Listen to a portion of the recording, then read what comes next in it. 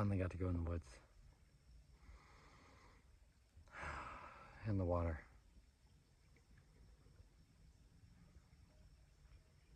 I think for some of us, there's just no better place on the earth than in the forests.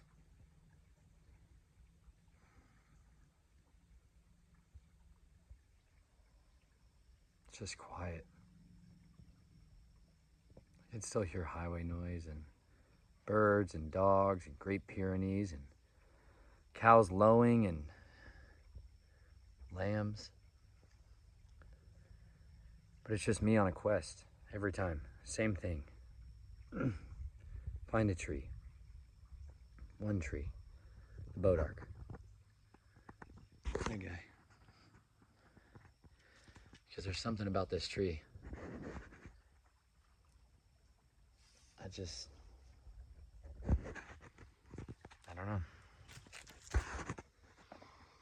It's some kind of deep calling, some kind of need, some kind of insatiable requirement for me to create a bow, a staff, a single tool that I can use for so many things. I just need one. And at the same time, I find other ones, like this one, this sugar hackberry, common hackberry. It's got such a nice little twist to it. And I see the man. You know what I mean? You ever seen anybody who looks like this? Just like that. Their spine's all crooked, so dense. They've been around a long time. They're tired, but they're still full of vigor, still fruitful. You got other ones like this. See, here's another Osage. Bodark.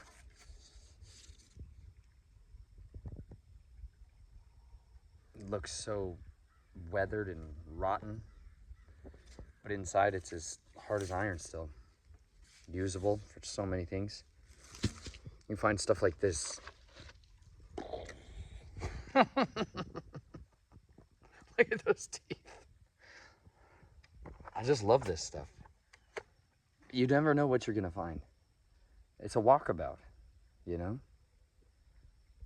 Young men need men. Men need men. Men need fathers. This is where I find my father. Out here. And he talks to me. In the quiet. Just listen.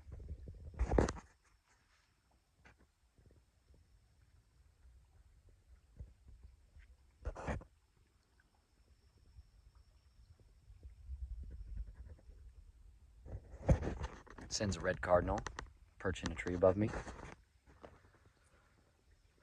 Sends a crawfish just scurrying about in the water. He sends a little honey locust for me to get some inner bark for my medicines. He richly provides everything I need. I'm at peace. I'm finally quiet. The need to save the world, to save myself, to save my family, to save the nations is simply found in looking for the next tree, the next spot to put my foot, the next staff, the next man, the next soldier. Simple deliverance. Never ends, day and night. Fight ferociously, but walk in peace.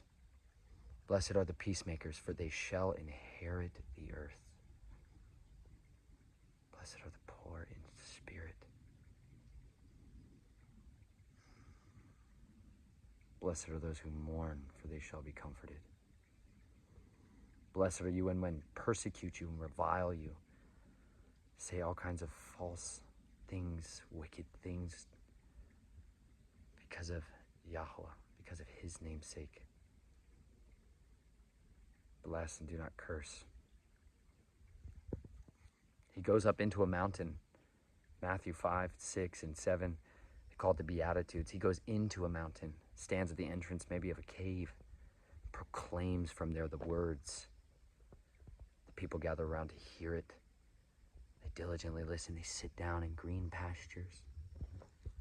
The flocks watching, they're grazing, snacking, the sounds of the silence. the symphony. He just opens his mouth and speaks his Father's words, nothing else. He only came to say what the Father said. He only did what the Father told him to do. No man has heard the voice of Yahweh. No one. So who was the one speaking at Mount Sinai?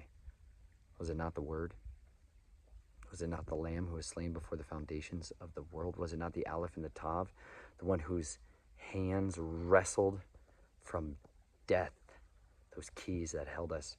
He took from the devil the keys of death, the dominion, the authority that the dragon had over death, Hades, the grave. He took from them. He plundered them. He made a open mockery of them, a spectacle of them, a triumphed over them in victory. It's like King David when the Ammonites finally lose their war in their great city of water. It says David put them to iron axes and threshing sledges, iron threshing sledges. It's a big sled. When you want to thresh your wheat, you cut it down and bundle it up and dry it up in the stalks. But then you got to separate the chaff, the stalks. You got to separate the stalks from the wheat berries. You bundle it up in a huge heap on the top of a nice hill. You hook up your donkey or your mule to a sled that you ride, just like a wooden board, little rails on it. You can hammer in pieces of chert, pieces of hard stone, pieces of iron. Brazil. Yes, that's Hebrew for iron. Brazil. Gee, I wonder where they get all the minerals. Land of the Hebrews, y'all. There in that land, you put iron inside the threshing sledges, like little razor blades, little arrowheads. And it says he laid them out in the muddy streets and dragged them sleds over their backs because they'd mocked David's messengers. They'd shaved off half of their beards.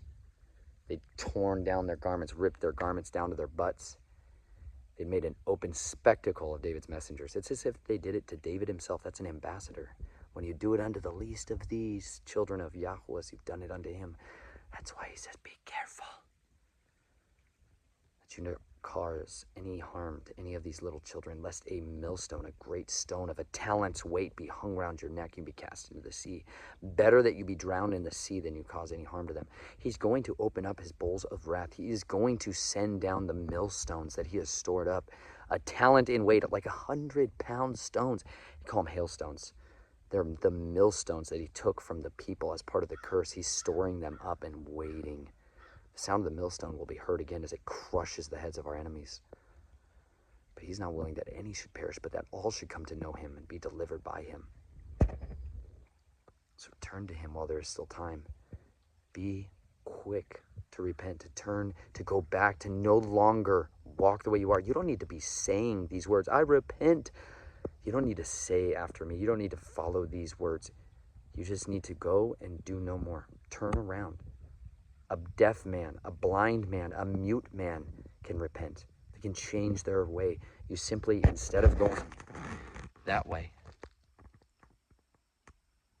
you turn around and you go that way. That's it. That's the way of life. Follow the path of life. Read it like your life depends on it, because surely it does, in the lives of all those around you. Read it diligently, daily. I love reading a chapter out of the Proverbs a day. You can read the Proverbs every single day, one chapter a day. For every day of the month, you can read that. And then read, if you have not yet done it, read from the very beginning to the very end, all the way through.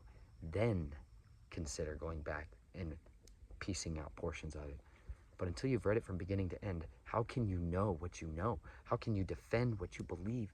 How can you confidently say, I have faith, evidence, substance of things hoped for, evidence of things not things, evidence of things hoped for, substance of things not seen? How can you know what faith is unless you've walked it out? When you've read it, you've handled it.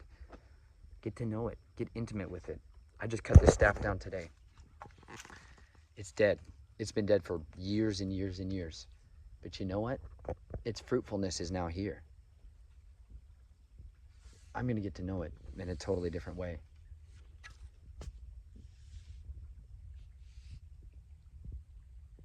Take his word on your walk. Go in the forest. Go in the creeks, the dry deserts, the gullies, the ditches, the streets. Go into the highways and the byways and find all of those people who have not heard, who have not known, who have not understood. Where is hope? Hope is found in the Son of Righteousness. May he shine on you today. I love you. I'll talk to you soon.